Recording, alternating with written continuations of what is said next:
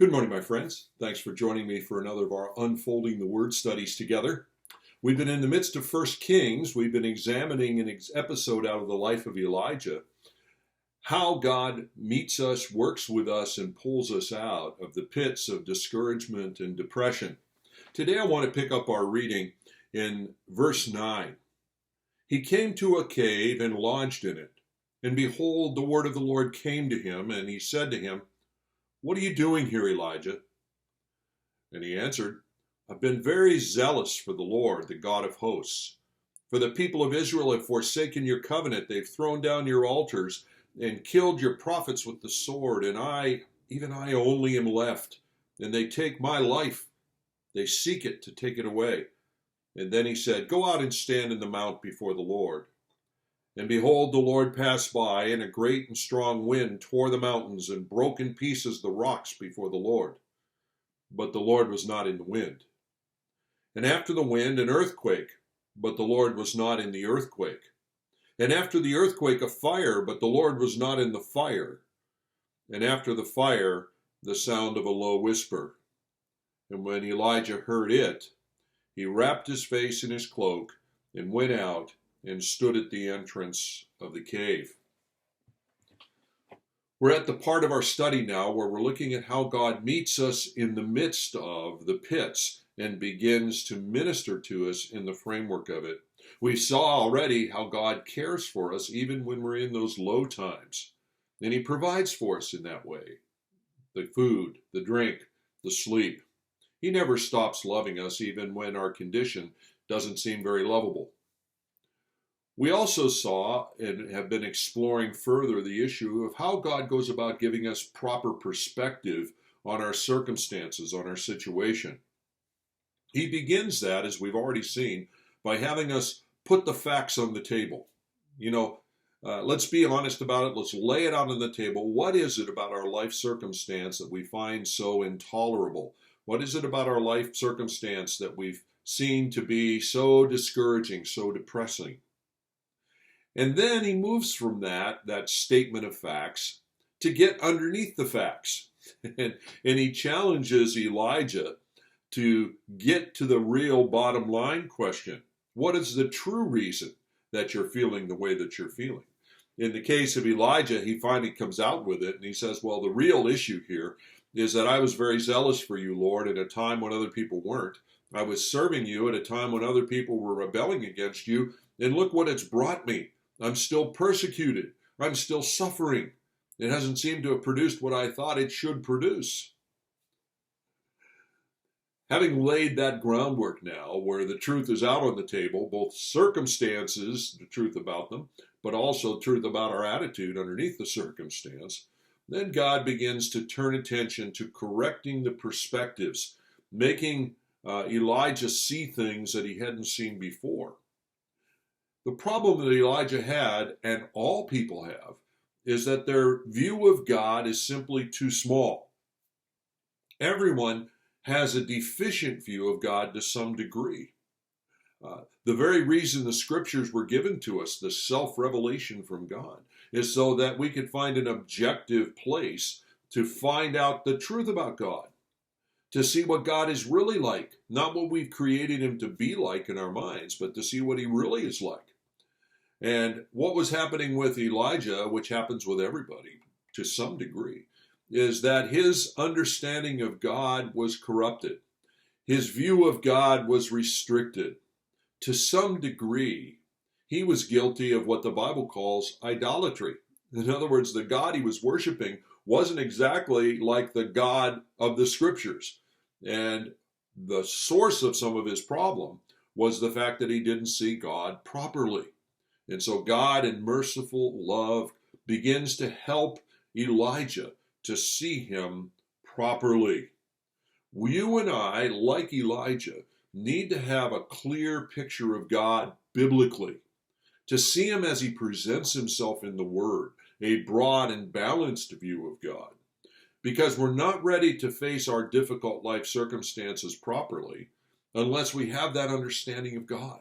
And if we don't have that understanding of God, then whatever steps we take to try to solve our problem ultimately are undercut. How do you see God? There is the question. Such a direct relationship between how we see our circumstances and how we see God. Now, a perfect example of this, by the way, is found in the first chapter of Philippians. Paul is writing to the church at Philippi, and he's writing from prison. And that circumstance where he was in prison was perceived as a major setback for the gospel. The people, the brothers, others were seeing this as, how could this possibly be God's plan? The enemy's winning. He's got our great missionary statesman, Paul, right where he wants him, in prison, and everybody was seeing it as a defeat. And Paul, in verse 12 of the first chapter of Philippians, says, I want you to know, brothers, that what has happened to me has actually served to advance the gospel. And what that was about is that Paul's understanding of God's purposes, as God had revealed that in the scriptures, was enough and deep enough to understand that God had purposes beyond what was apparent on the surface. What apparently on the surface appears like a setback was not a setback at all. That God was using him in this situation, permitting it to occur, and that the effect of his being in prison was to actually expand the gospel's outreach, not to curtail it and restrict it. As we come back to 1 Kings 19 in our study of Elijah, Elijah represents the direct opposite. Instead of seeing his circumstances through the lens of Scripture, Elijah was seeing it through the lens of his disappointment and fear. Elijah had a certain picture in his mind of how God was working, how God was going to work, what God's purposes just had to be. And when things started to happen differently, he was thrown for a loop. He expected God to work according to his understanding of what would be best for God to do. When God didn't seemingly work that way, the effect of that is his faith was shaken. He was no longer sure that God was really in control. He was no longer sure he was on the winning side.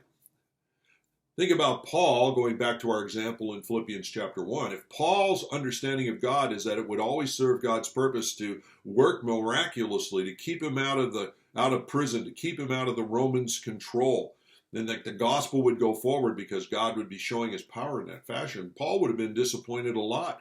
He was frequently arrested. He was beaten. He was punished in varieties of ways, eventually would be martyred. No, his understanding of God was broad enough to leave room for God to do things he didn't quite understand and still trusted that God was in control. Elijah, however, was in a different setting, at least at this stage of the 19th chapter. Because God was not working as he expected him to do, steamrolling over Ahab and Jezebel and getting rid of the opposition, getting rid of all the remnants of Baal worship in Israel, because God wasn't doing that. And now, in fact, he was being hunted for his life. He was sure God must not be in control anymore, and so he got fearful, and he did run for his life, and he was here ultimately in despair, in discouragement, even feeling cheated that God had not done what he thought God was going to do. And the problem, as I've tried to lay it out for us here, is that Elijah's image of God was simply too small. He could only see God working in a limited way, in a certain manner. He had a scenario in his mind of how God's power was going to be evidenced, how the impact was going to be seen. And when that scenario didn't get realized, the conclusion was, well, there is no scenario. God's not working. All is lost. The scenario didn't happen. His faith vanished because his faith was in the scenario, not in God. He had an understanding of what he thought God was going to do. That was what he was trusting. And when that didn't happen, his faith fell away because it wasn't a faith in the God behind the scenario. It was a faith in a particular understanding of how God would be working. Do you see that difference? So important for us.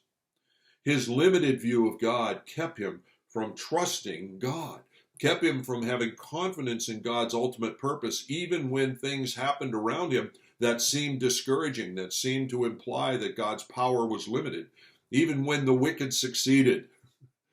He still had confidence. He could have still had confidence in God, but he was struggling and backing off of it. He couldn't see God's hand in the events because his view of God was too small. And so tomorrow, join me as we see how God stretches his view.